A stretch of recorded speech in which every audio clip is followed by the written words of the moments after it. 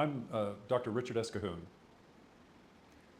What was your experience like interacting with participants from Indian institutions during this training? Well, first of all, I think the energy among the participants was particularly high. Uh, a lot of interaction, a lot of intense locking of eyes, and I could tell people were really engaged. And in both courses, we had the advanced group, which was smaller group, but more experienced people, and then the larger group of people with a little less experience. But in both cases, a lot of engagement. How important is this kind of two-way exchange in global capacity building programs? Well, I'll use the word acceleration. I think that an activity like this accelerates development. It accelerates the development of for individuals, and then therefore of institutions, and ultimately of economies. So we, over the past few years, have done so much remotely through Zoom meetings and the like, and progress is made.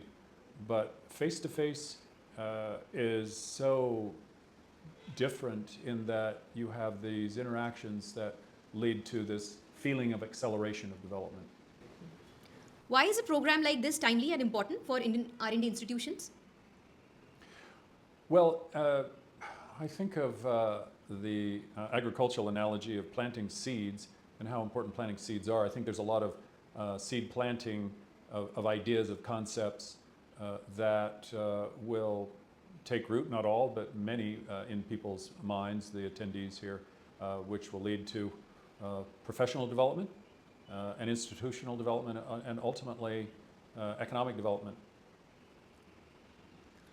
What outcomes would you hope to see if institutions begin implementing these learnings consistently?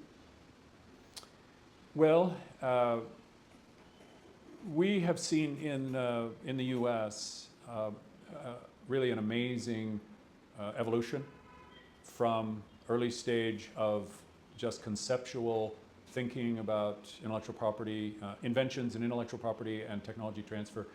We started it in the early 1980s, and then it evolved in some cases in expected ways and other unexpected ways. And we've watched it evolve to create some communities of professionals who understand this process, who are very good at this process and creative with this process, and of course then the development of institutions and the integration of this process in institutions, and all for the good of society.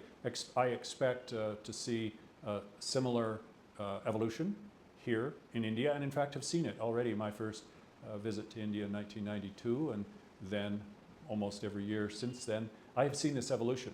I expect to see this acceleration of development of that process, and at the end, if there will ever be an end, I don't think so, but I think an outcome that I will call the innovation ecosystem.